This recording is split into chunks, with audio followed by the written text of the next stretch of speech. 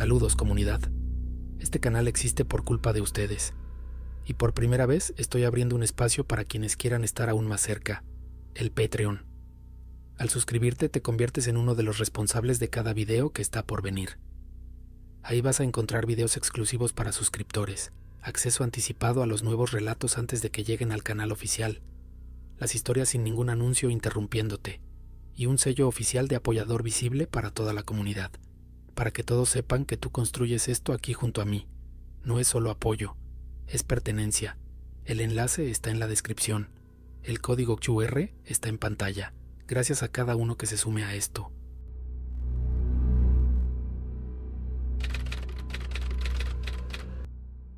Llevo 27 años manejando tráileres. He hecho todas las carreteras de este país, de día y de noche, en todos los climas, con todas las cargas. He visto cosas en la carretera que la gente que no maneja de noche no se imagina. Animales, accidentes, gente varada, y también cosas que no sé qué eran y que aprendí a no contar, porque el que maneja de noche y empieza a contar lo que ve en la carretera, termina con fama de loco y sin trabajo. Pero esto lo voy a contar, porque ya casi me retiro, porque ya no me importa la fama, y porque hay una noche en una autopista que me cambió la manera de trabajar para siempre, y creo que contarla puede servirle a otro chofer que ande leyendo las mismas señales que yo no supe leer a tiempo. Agarré una carga larga, de esas que pagan bien porque son muchas horas seguidas, de un estado a otro, cruzando tramos despoblados donde no hay más que carretera y noche. Salí ya tarde calculando manejar de madrugada para aprovechar que no hay tráfico. Eso lo hacemos los choferes. La madrugada es buena para avanzar. La carretera es de uno. No hay coches estorbando. La parte mala es el sueño. La madrugada es cuando el cuerpo pide dormir, y uno aprende a pelear con eso a punta de café, de música, de ventanilla abierta. A veces se gana la pelea, a veces no, y de esas no siempre se regresa. Iba por una autopista vacía, como a las 3 de la mañana, en un tramo recto y largo sin un solo par de luces en kilómetros, cuando lo vi por primera vez.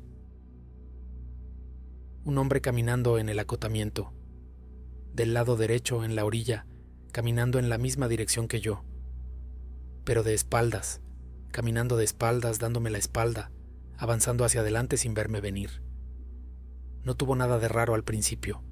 Gente varada hay, alguien que se le descompuso el carro y va caminando a buscar ayuda. Bajé un poco la velocidad por no echarle el aire encima al pasar. Lo rebasé y seguí. Lo vi por el retrovisor alejarse atrás de mí, su silueta en la orilla, caminando. Y como 20 kilómetros más adelante, lo volví a ver. El mismo hombre, la misma ropa, la misma forma, caminando de espaldas en el acotamiento del lado derecho, en mi misma dirección. 20 kilómetros adelante. Eso no es posible. Yo venía a 90, a 100 por hora con la carga. Un hombre a pie no avanza 20 kilómetros mientras un tráiler avanza esos mismos 20 kilómetros. Es imposible. No hay manera de que el mismo hombre que rebasé estuviera ahora 20 kilómetros adelante, caminando. Me dije que era otro, que dos personas distintas caminaban en el acotamiento esa noche, que era coincidencia. Lo rebasé otra vez, de espaldas como el primero. No le vi la cara, y como 15 kilómetros más adelante, ahí estaba de nuevo. Ya no me pude decir que era otro. Era el mismo. Aparecía siempre igual, del lado derecho, en la orilla, de espaldas, caminando hacia adelante en mi dirección. Yo lo rebasaba, lo perdía de vista, y kilómetros más adelante volvía a estar ahí, como si nunca lo hubiera dejado atrás, como si fuera el mismo punto del camino repitiéndose, o como si él pudiera estar en muchos lugares de esa carretera a la vez. Empecé a sudar frío, empecé a decirme que era el sueño, que llevaba muchas horas, que el cansancio hace ver cosas. Subí el volumen del radio, abrí la ventanilla, me di cachetadas para espabilarme, y entonces el radio hizo lo otro. Yo traía el radio de banda civil prendido, el CB, como lo traemos los choferes para avisarnos cosas entre nosotros. Un accidente adelante, una revisión, el clima. A esa hora, en ese tramo, no había nadie en la banda. Silencio, estática. Y de repente, entre la estática, entraron voces. voces pidiendo auxilio, que había un accidente, que se había volcado un tráiler, que había un herido, que mandaran ayuda, que estaba grave. Voces de hombres, con miedo, con urgencia, dando la ubicación. Y la ubicación que daban era el tramo donde yo iba. Ese tramo. El kilómetro donde yo estaba en ese momento. Frené. Pensé que había un accidente adelante que tenía que parar a ayudar, que era de los nuestros. Pero no había nada adelante. La carretera vacía, recta, oscura. Ni accidente, ni tráiler volcado, ni luces de emergencia, ni nada. Solo el acotamiento y la noche. Y las voces en el radio seguían pidiendo auxilio del lugar exacto donde yo estaba parado, donde no había pasado nada. Ahí ya supe que algo estaba muy mal, que esto no era el sueño, que el sueño no te manda voces por un radio dando tu kilómetro exacto. Quise arrancar y salir de ahí, y al meter primera y empezar a avanzar, lo vi otra vez. El hombre, pero esta vez no estaba lejos en el acotamiento, estaba cerca, a unos metros de la cabina, parado en la orilla, ya no caminando, quieto, de espaldas como siempre, y mientras yo avanzaba despacio hacia él, el hombre empezó a voltearse, despacio, sobre su propio eje volteándose hacia la cabina, hacia mí, para por fin darme la cara que en toda la noche no le había visto. Y cuando terminó de voltearse le vi la cara a la luz de mis faros. Era mi cara. Mi propia cara. La mía. El hombre que había estado caminando de espaldas en el acotamiento toda la noche, apareciendo donde no podía aparecer, era yo. Tenía mi cara, mi edad, mi ropa de ese día. Me estaba viendo a mí mismo, parado en la orilla de la carretera, viéndome pasar en mi propio tráiler. Y el yo de la orilla me miró con una cara que no tenía expresión, ni miedo, ni saludo, ni nada. Me miró como se mira algo que uno está esperando. No grité, no frené.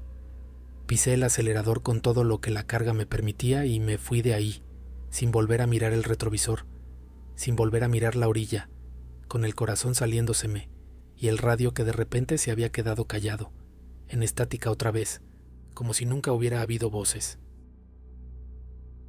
Manejé hasta encontrar un parador de tráileres, el primero que vi. Me metí, apagué el motor y me quedé ahí, temblando, hasta que amaneció. No dormí, no podía, pero tampoco volví a la carretera hasta que salió el sol y hubo otros choferes despiertos, luz, gente, ruido de motores y de vida normal. Cuando amaneció, había un chofer viejo tomando café en el parador, de esos que llevan toda la vida en la carretera.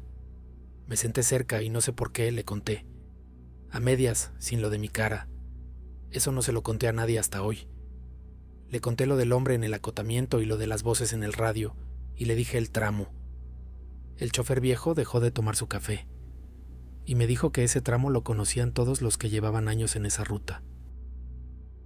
Me dijo que ese tramo era de los que más choferes se habían matado, tráileres que se salían de la carretera de madrugada, en ese tramo recto y largo, sin que hubiera nada que explicara por qué, sin curva, sin lluvia, sin falla. Choferes que simplemente se salían del camino y se mataban. Y me dijo la razón que se contaban entre ellos, que era el tramo donde el sueño ganaba, que era recto y largo y monótono justo a la hora en que el cuerpo más pide dormir, y que muchos choferes se habían quedado dormidos al volante ahí mismo y no habían despertado, que el tramo estaba lleno de los que se durmieron, y que a veces los que pasaban por ahí de madrugada peleando con el sueño veían a uno de los que se quedaron, caminando en el acotamiento, pidiendo auxilio por el radio, haciendo lo que fuera por llamar la atención del que venía manejando. Le pregunté al viejo para qué llamaban la atención. Me dijo que él pensaba que era para despertarlo a uno, que los que se mataron por dormirse al volante en ese tramo no querían que le pasara lo mismo al siguiente, que el hombre del acotamiento, las voces del radio, todo eso era para que el chofer que venía cabeceando se espantara, se despertara y no se durmiera y no se matara como ellos, que era una advertencia. Me quedé pensando en eso y me cuadró casi todo, porque el viejo no sabía la última parte, la parte de la cara. Porque si el hombre del acotamiento era un chofer muerto, avisándome que no me durmiera, ¿por qué tenía mi cara? Le he dado vueltas años, y la única explicación que encontré es la que no le conté al viejo, y la que me hace dormir mal todavía, que esa noche yo venía cabeceando, que el sueño me estaba ganando en ese tramo, igual que les ganó a los que se mataron ahí, y que el hombre que caminaba en el acotamiento con mi cara no era un chofer muerto de hace años, era yo, el yo que se iba a quedar en ese tramo esa noche si me dormía, el que ya estaba caminando en la orilla, esperando, porque en alguna parte ya estaba decidido que yo me iba a matar ahí como los otros, y que verme la cara fue el susto que necesité para despertar del todo y no dormirme y no salirme de la carretera. No sé si tengo razón, no hay manera de saberlo. Lo que sí sé es que esa noche, si no me hubiera espantado, si no hubiera frenado, si no me hubiera metido a ese parador a esperar el amanecer, a lo mejor hoy yo sería uno de los que caminan en ese acotamiento, esperando al próximo chofer que venga cabeceando para mostrarle la cara y despertarlo. Llevo años sin manejar ese tramo de madrugada sin parar a descansar antes. Aunque vaya bien de tiempo, aunque la carga apure, aunque no tenga sueño, paro, descanso. Cruzo ese tramo con el cuerpo despierto y los ojos bien abiertos, porque aprendí que en esa carretera hay un lugar que junta a los que se durmieron, y que ese lugar siempre tiene un lugar libre, para uno más. Continuamos con el siguiente relato. Me llamo Tomás, tengo 29 años. Vivo en Apodaca con mi madre y mi hermano desde que me quedé sin trabajo en la empresa de distribución donde había estado 4 años. No es el tipo de historia que uno elige, es el tipo de historia que le pasa a uno cuando la empresa recorta el área de almacén y uno resulta siendo de los que sobran. Pasé 3 meses buscando algo, cualquier cosa.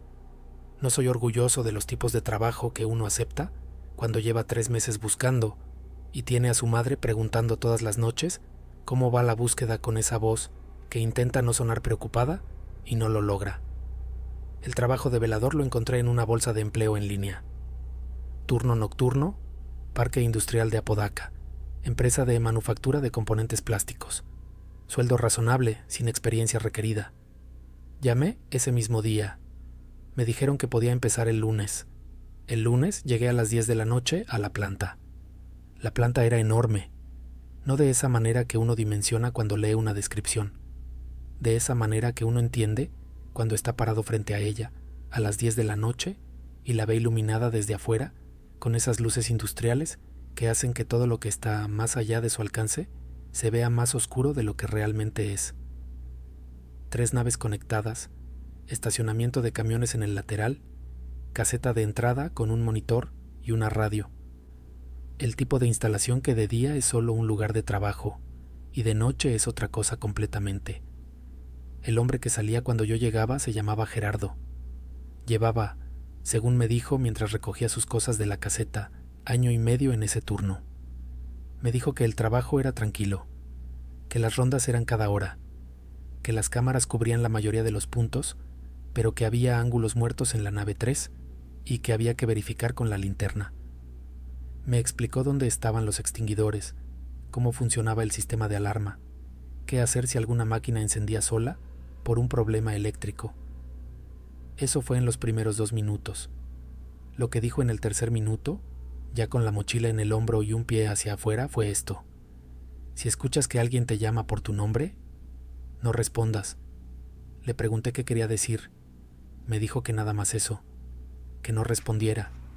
Se fue antes de que yo pudiera hacerle otra pregunta. Las primeras 2 semanas no pasó nada. Lo digo porque importa. Hay una diferencia entre llegar a un trabajo con la expectativa de que algo va a ocurrir y llegar sin ella.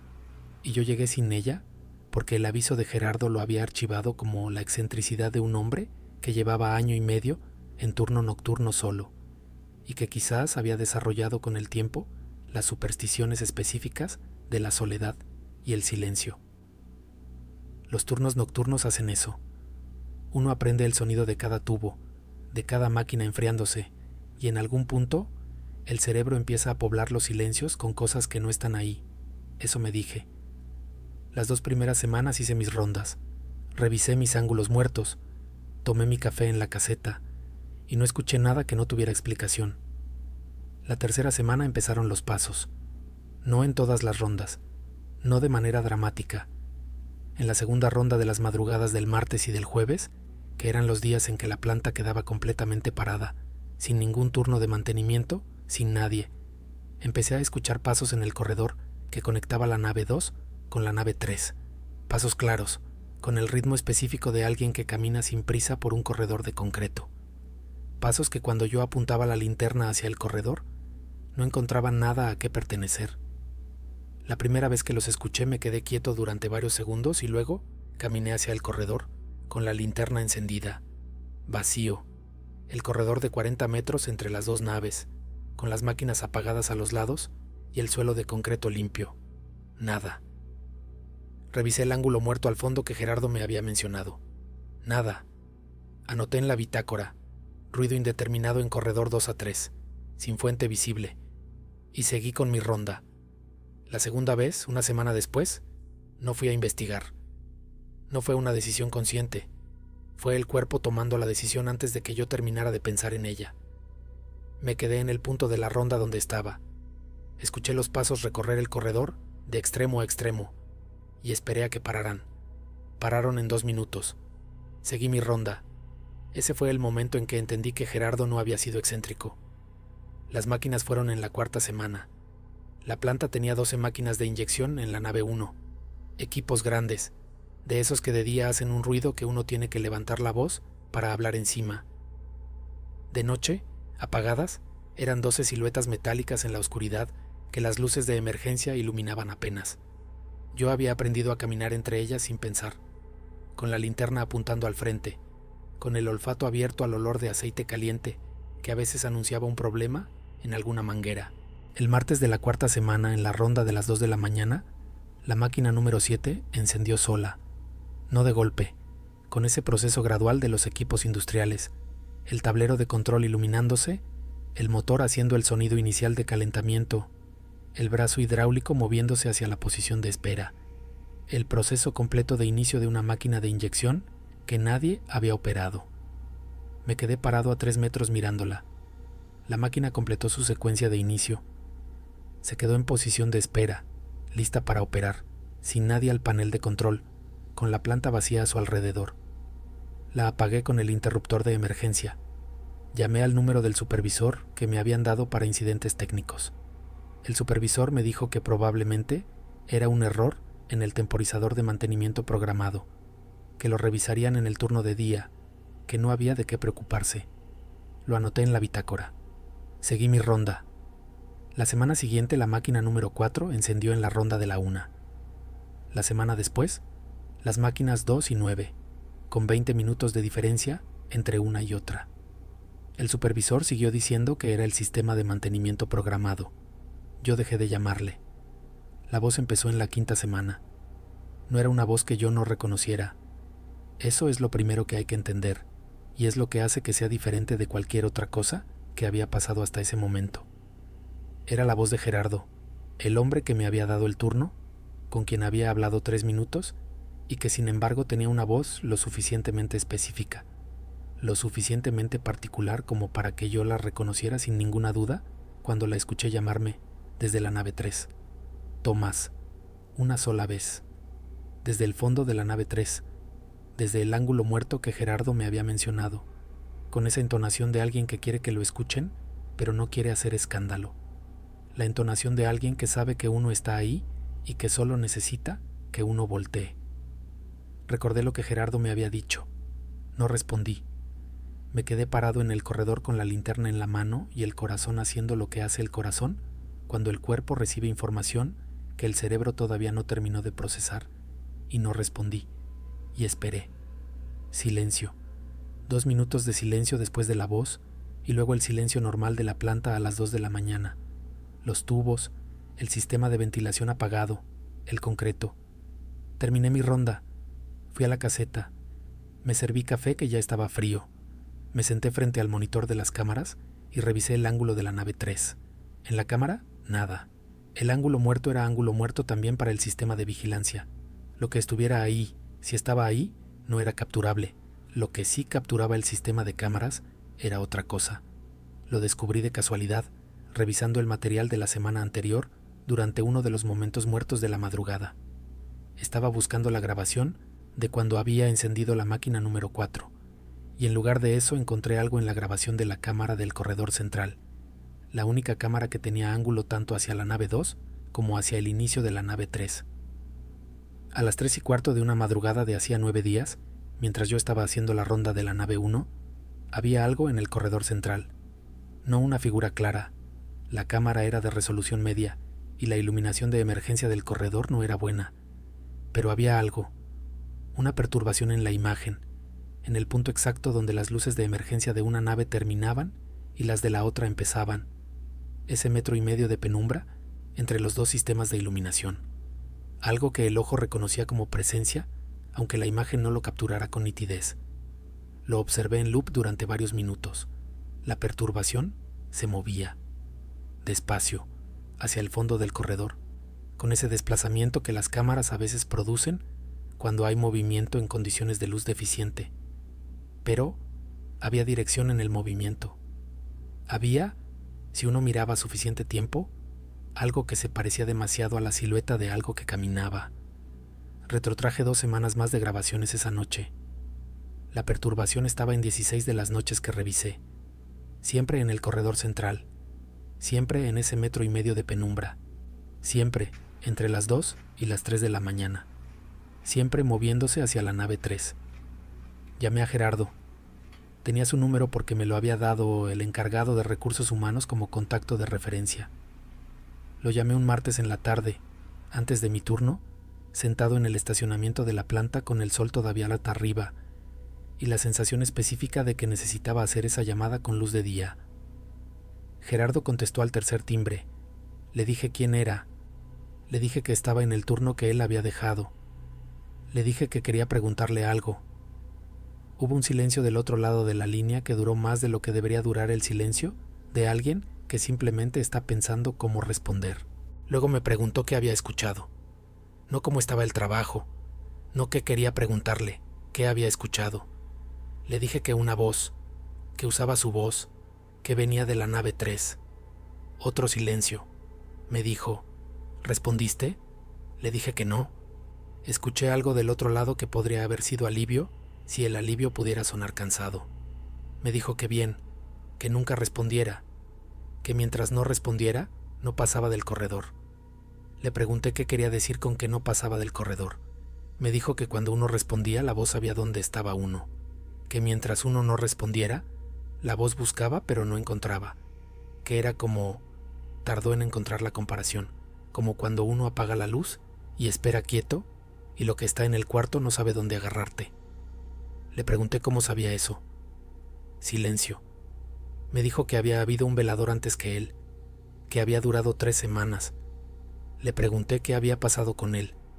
Gerardo me dijo que lo habían encontrado en la nave 3, que no había señales de violencia, que los médicos habían dicho paro cardíaco, que tenía 41 años y sin antecedentes, que lo habían encontrado en el ángulo muerto de la cámara, en el suelo, con los ojos abiertos y la boca abierta, como si hubiera estado a punto de decir algo, como si alguien lo hubiera llamado y él hubiera respondido. La noche que casi respondí fue un viernes. Llevaba 6 semanas en el turno. Había aprendido a convivir con los pasos, con las máquinas, con la voz que usaba la voz de Gerardo desde el fondo de la nave 3. Había construido los mecanismos que uno construye cuando necesita funcionar en un ambiente que no es del todo de este mundo. El café, la radio en volumen bajo, para llenar el silencio entre rondas, la mirada al frente cuando recorría el corredor central. Esa noche, en la ronda de las 3, entré a la nave 2. La voz me llamó desde adelante, no desde la nave 3, desde la nave 2, a 15 metros de donde yo estaba. Tomás. Con la voz de Gerardo, sí, pero también con algo más esa noche, algo en el tono que no había estado en las veces anteriores, algo que reconocí sin querer reconocer, porque era el tipo de tono que uno asocia con una situación específica, el tono de alguien que necesita ayuda, urgente, contenida, como de alguien que está aguantando algo y que necesita que uno llegue antes de que deje de poder aguantarlo. Abrí la boca. El sonido no llegó a salir porque algo, no sé si llamarlo instinto o los 6 semanas de entrenamiento involuntario, o simplemente el miedo que en el momento decisivo puede más que cualquier impulso. Cerró mi garganta antes de que yo terminara de decidir responder. Me quedé con la boca abierta en el silencio de la nave 2. No respondí. La voz llamó 3 veces más, cada vez con más urgencia, cada vez desde un punto ligeramente diferente de la nave, como si lo que la producía se estuviera moviendo, buscando, sin encontrar el punto exacto donde yo estaba. La 4ª vez no hubo más. Silencio. Me di la vuelta y caminé de regreso a la caseta con la linterna apuntando al suelo, porque no quería ver lo que podría estar en el haz de luz si lo apuntaba hacia adelante. Al día siguiente pedí mi liquidación. El encargado de recursos humanos me preguntó si era por el sueldo. Le dije que no. Me preguntó si había tenido algún problema con las instalaciones o con algún compañero. Le dije que no. Me preguntó el motivo. Le dije que motivos personales. No le pregunté por el velador anterior a Gerardo. No le pregunté cuántos turnos había tenido esa posición en los últimos años, cuántos hombres habían durado menos de lo que deberían, cuántas liquidaciones anticipadas había procesado sin hacer demasiadas preguntas. Hay preguntas que uno decide no hacer, porque las respuestas no cambian lo que ya sabe. Y lo que ya sabe es suficiente. Llevo 4 meses trabajando en otro lugar. Logística diurna, sin turnos nocturnos, sin naves vacías, sin corredores que uno aprende a cruzar mirando al frente. Duermo bien. No pienso en eso con frecuencia. Pero hay algo que no he podido dejar de hacer desde esa noche, en la nave 2. Cuando alguien me llama por nombre, en la calle, en el trabajo, desde otra habitación, hay un momento antes de responder en que el cuerpo se detiene, un instante de verificación que no existía antes y que ahora existe sin que yo lo haya decidido. Que evalúa si la voz es la voz correcta, si quien llama es quien debería estar llamando. Mi madre me preguntó una vez por qué tardaba en responder cuando ella me llamaba desde la cocina. Le dije que nada, que no la había escuchado bien. No es eso. Es que aprendí en esa planta lo que le cuesta a algo hacerse pasar por alguien que uno quiere, y lo bien que puede hacerlo, y lo fácil que es responder antes de darse cuenta de que uno no debería. Continuamos con el siguiente relato. Llevo 11 años de enfermera, los últimos 4 en el turno de madrugada del Hospital General de Linares, un hospital pequeño, de esos que en ciudades grandes no existen porque ya los absorbió el sistema, pero que en ciudades como esta siguen funcionando con el mismo edificio de siempre, las mismas salas de siempre, y un personal que en su mayoría lleva décadas ahí y que conoce cada grieta del lugar mejor que cualquier plano arquitectónico. El ala antigua es la parte del hospital que se construyó en los años 50. 4 habitaciones dobles, un corredor de 18 metros con piso de mosaico original, una sala de enfermería al fondo que huele a desinfectante y a humedad sin importar cuánto ventilen. La usan para pacientes de medicina interna que no requieren monitoreo intensivo, personas mayores en su mayoría, internamientos largos, cuadros crónicos que necesitan observación más que intervención. Es el ala más tranquila del hospital de noche, no en el sentido de que no pase nada, en el sentido de que lo que pasa, pasa despacio. Empecé a trabajar ahí en enero de hace 3 años, cuando me cambiaron del ala de urgencias por una reestructura de turnos. El cambio no me entusiasmó, pero tampoco me perturbó. Un ala es un ala. La primera vez que un paciente me mencionó a la otra enfermera fue en febrero, como 6 semanas después de que empecé. La señora del cuarto 2, doña Esperanza, 78 años, internada por una descompensación cardíaca que llevaba 3 semanas sin terminar de resolverse, me dijo durante la revisión de las 4 de la mañana que quería agradecerme por haberla revisado más temprano. Le dije que no había entrado a su cuarto desde la ronda de la 1. Me dijo que sí, que una enfermera había entrado como a las 2:30, que había revisado su monitor y había acomodado su cobija, que no había dicho nada pero que había sido amable. Le pregunté cómo era la enfermera. Me dijo que no había encendido la luz, que no la había visto bien, que llevaba uniforme blanco, de los de antes, no de los actuales que son de colores, que era callada. Pensé en Aurora, la única otra enfermera que cubría esa ala de noche, que a veces hacía rondas adicionales cuando no podía dormir en los turnos tranquilos.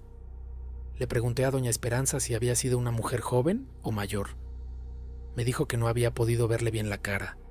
Le dije que probablemente había sido mi compañera, que no se preocupara. Anoté nada en la bitácora porque no había nada que anotar. Aurora llevaba 19 años en ese hospital, 4 en el turno nocturno del ala antigua. Era de las personas que hacen su trabajo, sin comentario ni drama, que conocen a cada paciente por nombre y por historial, que llegan al turno sabiendo exactamente qué esperar de cada cama.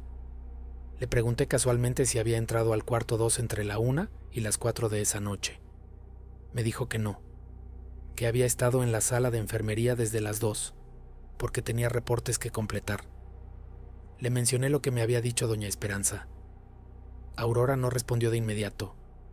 Terminó de escribir lo que estaba escribiendo, puso el bolígrafo sobre la mesa y me preguntó si la paciente había descrito el uniforme. Le dije que sí, que blanco, de los de antes. Aurora asintió despacio, no con sorpresa, con el gesto de alguien que recibe una confirmación de algo que ya sabía. Le pregunté si sabía de qué se trataba. Me dijo que después me contaba, que primero terminara el turno. Me contó 3 días después, durante el desayuno que compartíamos a veces, cuando los turnos coincidían en el cambio. Me dijo que en el ala antigua había, desde hacía años, que ella no podía precisar porque, cuando llegó, ya era historia conocida. Una figura que los pacientes veían de noche, que pasaba por los cuartos, que revisaba los monitores, que acomodaba cosas, que nunca hablaba. Le pregunté si los pacientes se asustaban. Me dijo que no, que era lo raro, que ninguno se asustaba, que la describían siempre con calma, como describiendo a cualquier enfermera, y que algunos decían que había sido reconfortante, que la habían sentido atenta. Le pregunté qué pasaba después de que la figura visitaba a alguien. Aurora bebió su café antes de responder. Me dijo que generalmente en las siguientes horas o en el siguiente día, el monitor de ese paciente disparaba alguna alarma.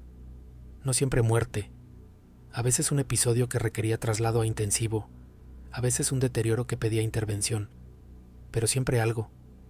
Le pregunté si siempre. Me dijo que en 19 años, sí, siempre. Yo soy de las que necesitan ver las cosas para creerlas. No porque sea escéptica por principio, sino porque en 11 años de enfermería aprendí que la mayoría de lo que parece inexplicable tiene explicación si uno busca bien. El estado de semiconsciencia de los pacientes medicados, la manera en que la privación de sueño distorsiona la percepción, la tendencia humana a encontrar patrones donde hay coincidencias. Todo eso es real y explica muchas cosas. No explicaba que 4 pacientes diferentes en 3 meses, en cuartos distintos, describieran la misma figura con los mismos detalles sin haberse comunicado entre sí. No explicaba que Aurora, que lleva 19 años en ese ala y que no es persona de historias, lo confirmara sin dramatismo. Lo que hice fue lo que uno hace cuando no sabe qué hacer con una información. La guardé. Seguí haciendo mis rondas. Seguí revisando mis monitores. Seguí siendo la enfermera que había sido siempre. Y empecé, sin decidirlo, a mirar el corredor, un poco más de lo que lo miraba antes. La vi por primera vez en abril. Eran las 3:20. Yo salía del cuarto 4 después de revisar al señor Garza, que llevaba 2 semanas internado por una neumonía que mejoraba despacio. El corredor de 18 metros estaba iluminado con las luces de emergencia de siempre.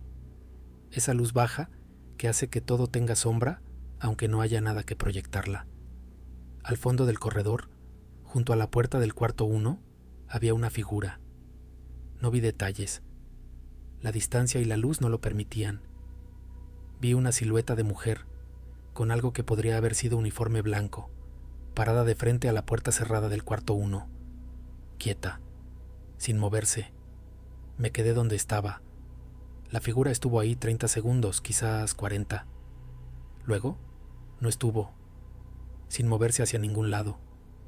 Simplemente dejó de estar, con la velocidad con que se va una sombra cuando cambia la fuente de luz, aunque la fuente de luz no había cambiado.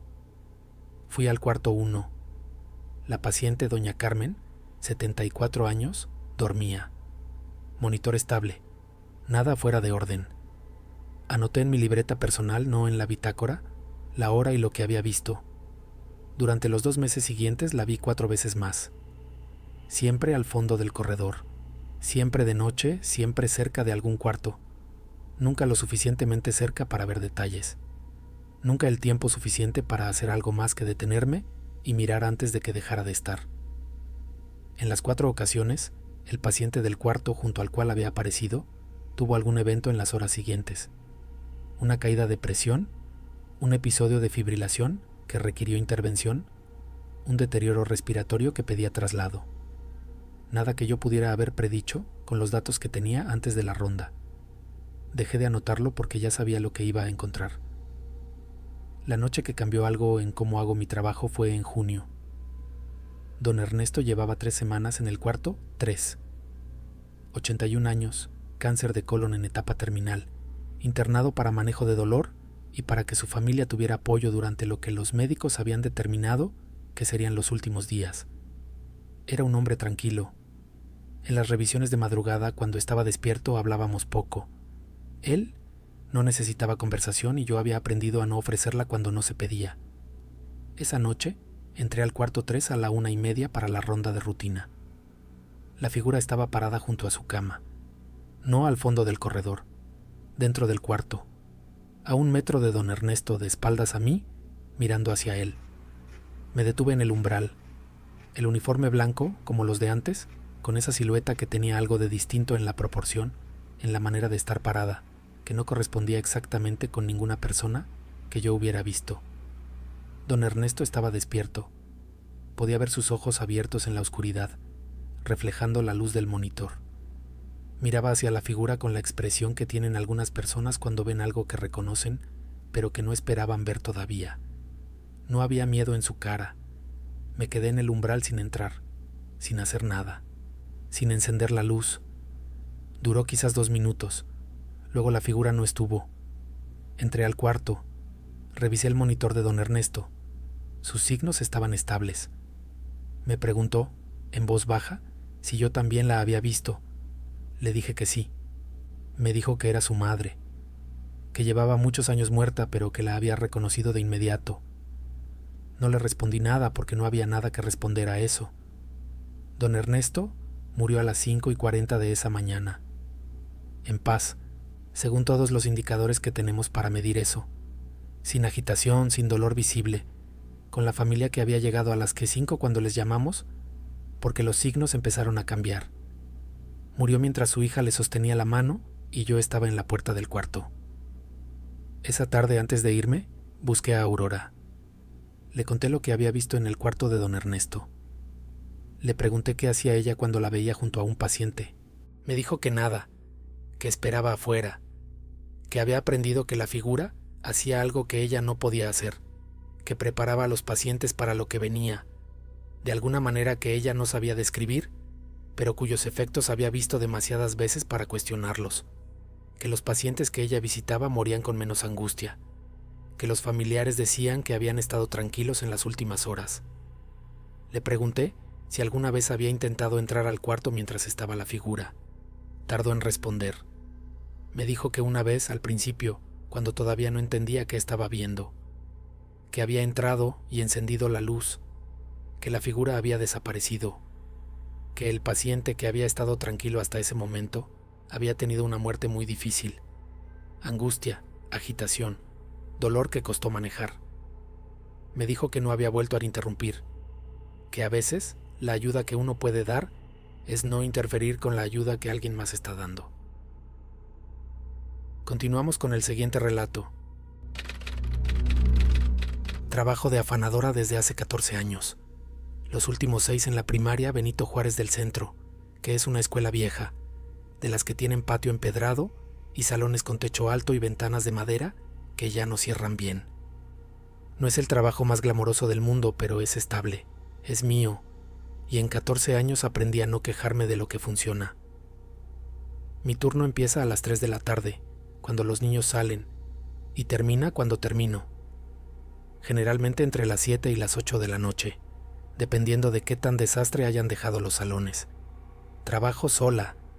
El director se va a las 4, la secretaria a las 4:30, y de ahí en adelante la escuela es mía. Las llaves, el silencio, y lo que sea que quede después de que se van 200 niños de entre 6 y 12 años.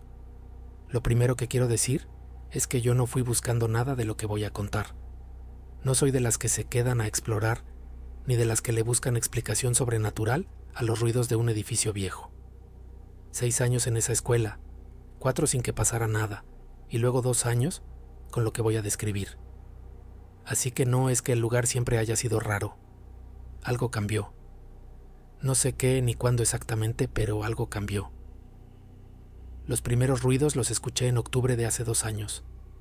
Estaba limpiando el salón de segundo B, que queda al fondo del corredor derecho, cuando escuché niños en el pasillo, risas, pasos corriendo, el sonido específico de chamacos que están jugando sin que nadie los vea. No me asusté. Pensé que algún padre había llegado tarde a recoger a su hijo y el niño andaba suelto mientras esperaba. Salí al corredor. Vacío. Caminé hasta el patio. Vacío también. Revisé los baños por si alguien se había quedado encerrado. Nada. Volví al salón y seguí limpiando. 2 noches después lo mismo. Risas, pasos, y cuando salía a ver, nadie. Al principio lo atribuí al eco. Las escuelas viejas tienen esa acústica rara donde un ruido de afuera, de la calle, se cuela por las ventanas mal cerradas y suena como si viniera de adentro. Me convenció bastante esa explicación. Seguí adelante. Lo que no pude atribuir al eco fueron las carteras. Una mañana, yo no estaba, esto me lo contó la maestra de tercero A. Los niños llegaron al salón y encontraron las carteras reorganizadas. No revueltas, no tiradas. Reorganizadas, en filas perfectas, todas alineadas hacia el pizarrón. La maestra pensó que había sido algún compañero bromeando o que yo había movido algo al limpiar. Me preguntó. Le dije que no, que yo limpiaba el piso y los escritorios, pero que nunca movía las sillas. Eso pasó 3 veces en 2 meses. Siempre el mismo salón, tercero A. Siempre las sillas perfectamente alineadas en la mañana. Empecé a revisar ese salón antes de irme. Lo dejaba con las sillas tal como las habían dejado los niños, revueltas, algunas giradas, la del rincón siempre apartada porque el niño gordo necesitaba más espacio, y la había movido él mismo al principio del año. Las dejaba exactamente así. A la mañana siguiente, perfectas. Nadie más tenía llave de ese salón, excepto la maestra y el director. Los 2 me dijeron que no habían entrado de noche. Los dibujos empezaron en noviembre. Llegué un lunes y en el pizarrón del salón de tercero A había un dibujo, no de gis, de plumón, de los permanentes, que son los que usan los maestros para escribir en los plásticos de las paredes, no en el pizarrón. El dibujo era una figura, una niña, con falda, con trenzas, parada sola en lo que parecía ser un cuarto vacío. Pensé que había sido algún niño que se había quedado después de clases. Se lo mencioné a la maestra. Me dijo que ella tampoco había visto quién lo hizo y que tampoco era de sus alumnos porque ninguno tenía plumones permanentes. Lo borré. Al miércoles había otro. Misma figura, mismo estilo, mismo plumón. La niña con trenzas, parada sola. Lo borré. El viernes, otro. Hablé con el director. Me dijo que pusiera atención a si algún niño se quedaba rezagado. Puse atención durante 2 semanas. Nunca había nadie. Los dibujos seguían apareciendo. No todos los días, pero sí 2 o 3 veces por semana. Siempre la misma niña, siempre sola, siempre en el pizarrón de tercero A. La sala de la enfermería es otro asunto. La escuela tiene una sala pequeña que fue la enfermería hasta los años 90, cuando la cerraron porque el espacio era demasiado pequeño para los requisitos que empezaron a pedir. Ahora la usan para guardar material didáctico que ya no usan. Libros viejos, cartulinas, un esqueleto de plástico que le falta un brazo. Yo la limpiaba una vez por semana porque casi nadie entraba y no se ensuciaba mucho. Esa sala siempre estaba fría, no fría como el resto de la escuela en invierno, fría de una manera diferente, más constante que no cambiaba con la temperatura del día. En julio, con todo Zacatecas a 30 grados, esa sala se sentía como bodega de carnicería. No exagero. Me ponía los brazos de gallina cada vez que entraba y salía rápido. Le pregunté al director si había algún problema con la ventilación o con las tuberías. Me dijo que iba a revisar. Que sepan que yo nunca vi que revisaran nada, y la sala siguió igual. Empecé a entrar lo menos posible. Barría rápido, sin quedarme, sin mirar mucho. Hay espacios que el cuerpo rechaza sin que uno sepa bien por qué, y yo aprendí hace tiempo a no pelearme con eso. Lo que vi en diciembre no lo había buscado. Era un martes, como a las 6:30 de la tarde. Iba por el corredor del lado izquierdo, el que da a los salones de primero y segundo, con el trapeador y la cubeta. Al pasar frente al salón de segundo A, que estaba oscuro porque yo todavía no había llegado a ese lado, miré hacia adentro por el vidrio de la puerta. Había una niña sentada en una de las carteras del centro, sola, con la espalda recta, las manos sobre la cartera, mirando hacia el pizarrón, como si esperara que empezara la clase. Trenzas, falda oscura, de esas que ya no usan las niñas porque el uniforme de la escuela cambió hace años. Me quedé parada. Mi primer pensamiento fue que era una alumna que se había quedado encerrada. Abrí la puerta. El salón estaba vacío. No vacío de que la niña se hubiera escondido. Vacío. Encendí la luz, revisé entre las filas de carteras, revisé el armario donde la maestra guarda los materiales. Nadie. Me salí del salón. Me recargué en la pared del corredor durante un momento. Respiré. Seguí limpiando porque no sabía qué más hacer. Al día siguiente le pregunté a doña Petra, que es la otra afanadora del turno matutino y que lleva 22 años en esa escuela. Le pregunté, sin contarle lo que había visto, si sabía algo de la historia del edificio, si había pasado algo ahí. Doña Petra me miró de una manera que me dijo que sabía exactamente por qué le estaba preguntando.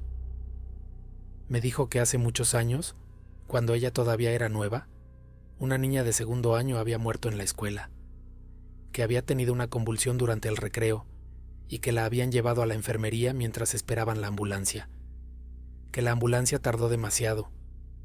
Pueblo chico, años en que no había lo que hay ahora, que la niña murió ahí, en la enfermería. Le pregunté cómo se llamaba. Me dijo que no recordaba el nombre, que había sido antes de que ella llegara, que lo sabía de oídas. Le pregunté si los dibujos en el pizarrón también los había visto ella. Me dijo que sí, que desde siempre, que había aprendido a no borrarlos. Le pregunté por qué. Me dijo que las veces que los borraba, esa noche, los ruidos eran peores. Hay dos cosas que cambié desde entonces. La primera es que ya no borro los dibujos, los dejo. Si la maestra los borra en la mañana, no es problema mío, yo no los toco. Desde que dejé de borrarlos, los ruidos de pasos y risas bajaron bastante. No desaparecieron, pero bajaron. Ahora los escucho una vez por semana, a veces menos. La segunda es que dejé de apagar la luz de la sala de la enfermería cuando terminó mi turno. Sé que eso le cuesta a la escuela en electricidad, y que si el director se da cuenta, me va a decir algo. Pero desde que empecé a dejar esa luz encendida, la sala no se siente igual de fría. Sigue fría, pero distinto, como un cuarto frío normal, no como ese frío específico que me ponía los brazos de gallina. No sé si tiene sentido, no sé si tiene alguna lógica lo que estoy describiendo. Lo que sí sé es que funciona mejor que lo que hacía antes, que es lo único criterio que tengo para evaluar las cosas en mi trabajo. Esos fueron los relatos de esta noche. 4 personas que encontraron algo en su lugar de trabajo que no esperaban encontrar, que tuvieron que decidir solas, sin manual, sin que nadie les hubiera dicho qué hacer en esa situación, cómo seguir adelante. Lo que más me queda de estas historias es eso, la decisión, no el momento del susto, no lo que vieron o escucharon, sino lo que hicieron después. Consuelo dejó la luz encendida. Verónica aprendió a esperar afuera. Tomás no respondió cuando lo llamaron.